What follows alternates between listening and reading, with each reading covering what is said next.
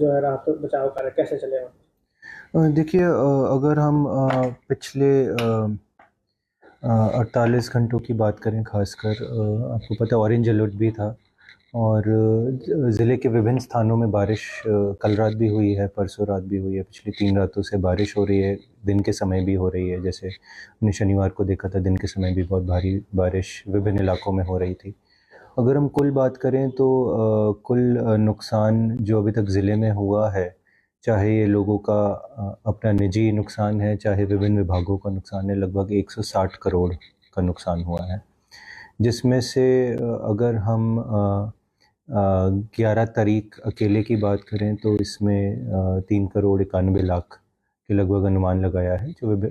नुकसान विभिन्न विभागों का, चाहे रास्तों का हो, चाहे बिजली विभाग का हो, ये हुआ है। हम डेली 3 टाइम पे सभी जो पब्लिक फैसिलिटीज़ होती हैं, सड़कें, पानी और बिजली, उनका 3 समय जायज़ा करते हैं और कंटिन्यूस मॉनिटरिंग एसडीएम्स के द्वारा भी की जाती है विभिन्न विभागीय अधिकारियों के साथ।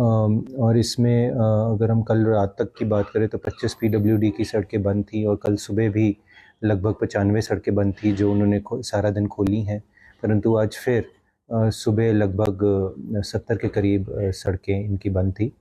अगर हम एनएच की बात करें तो हमें खासा चैलेंज 9 मील पे आ रहा है। 9 मील पे इन बरसातों में खासकर बहुत लूज़ हो गया है स्ट्रेटा, जो हमने रिमूव भी बारिशों से पहले भी पानी डाल के और अन्य मशीनरी के माध्यम से रिमूव करने की कोशिश की थी, परंतु और वहाँ पे लूज़ स्ट्रेटा नीचे आ रहा है, जिसके कारण कंटिन्यूस वहाँ पे मशीनरी डिप्लॉयड है, आपने देखा भी होगा। और दिन हो या रात हो वहाँ पे सड़क खोलने का कार्य चलता रहता है। ऑफ कोर्स ये उस पे निर्भर करता है कि मौसम कितना साफ़ है, बारिश तो नहीं पड़ रही, क्योंकि पिछले साल भी आपको जैसे याद है इसी स्ट्रेच पे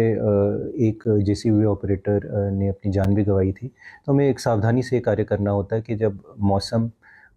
ठीक हो, बारिश ना आ रही हो, तभी हम ये रोड ओपनिंग का 9 मील वाला क्लियरेंस का काम कर सकते हैं। हम अभी वन वे 9 मील पे खुला हुआ है, वहाँ पे पंडोर डैम के ऊपर कैंची मोड़ से ऊपर जो एक 4 लेन एनएच जहाँ से शुरू होता है, वहाँ पे एक साइड वैली साइड पे जो डंगा है वो टिल्ट हो गया है कल रात की बारिश से, और वहाँ पे अभी साइट इंजीनियर एनएचएआई के और एसडीएम मंडी वहाँ पे मौजूद है, वही सिचुएशन का एक अनुमान लगा रहे हैं कि क्या करने की आवश्यकता है। लॉन्ग टर्म में तो वो डंगा फिर से लगेगा, जो रिटेनिंग वो स्ट्रक्चर है सारा, परंतु अभी जो वहाँ पे स्लिप्स हुए पड़े हैं अन्य उसके आसपास, उसको एनएचएआई हटा रहा है ताकि जो 2 लेन है वो स्मूथली वहाँ से चल सके। तो अभी इन द नियर फ्यूचर, तो जब तक मौसम ऐसा है तो वो 2 लेन का ही उपयोग करना है, करके ही स्मूथ ट्रैफिक चलेगा। और आगे जाके उसको एनएचएआई उस पर कार्य कर रहा है, प्लानिंग कर रहा है कि कैसे उसको सुचारू कर दिया जाए। 9 मील की बात की सर आपने, 9 मील में पिछले साल भी कई दिनों तक बंद रहा था, उसके बाद भी कंपनी ने वहाँ पर डंगा नहीं लिया और एक बार फिर से जो है वहाँ से जो है ब्यास नदी की वो जो है गिर रहा है, स्ट्रेटा गिर रहा है, ऊपर से भी आ रहा है और नीचे से भी गिर रहा है। तो इसका एक्शन भी लिया जा रहा है कंपनी के ऊपर। और दूसरा डेवर की बात की आपने, वहाँ पे भी जो है सड़क एक बार फिर से बैठ गई थी, पिछले साल भी वहाँ पे 3 से 4 फुट सड़क बैठ गई थी। लोगों का आरोप है कि सिर्फ लीपापोती की गई है वहाँ पे और कुछ नहीं किया गया कंपनी के द्वारा। अच्छा, एनएचएआई से टच में है, आपको जैसे पता है, अभी मैंने बताया कि एनएचएआई के ऑफिशियल्स और एसडी मंडी वहाँ पे मौजूद हैं, जो भी इसमें लॉन्ग टर्म में भी ठीक करना होगा वो कर रहे हैं। और जहाँ तक 9 मील की बात है, उस पर भी जो बारिशों से पहले इस बार हो सकता था उनसे सारा कार्य करवाया गया है, जो रोड के 2 लेन ओपनिंग का था, परंतु अभी वर्तमान में इतना स्लाइड हुआ है कि वो 1 लेन हो गया है। आगे जाते हुए इसको कैसे एक लॉन्ग टर्म प्लानिंग करना है कि 9 मील 8 मील वाला जो एक सेंसिटिव एरिया है, जिस पे अन्य कटिंग नहीं की जा सकती पहाड़ की तरफ, क्योंकि वो और लूज़ करेगा हमारी स्ट्रेटा को और पहाड़ी को, तो उसके लिए एक्सपर्ट्स द्वारा एनएचएआई एक डीपीआर उनकी अंडर प्रोसेस है, जो एक्सपर्ट्स के माध्यम से कि उस स्ट्रेच को कैसा सारा डील करना है,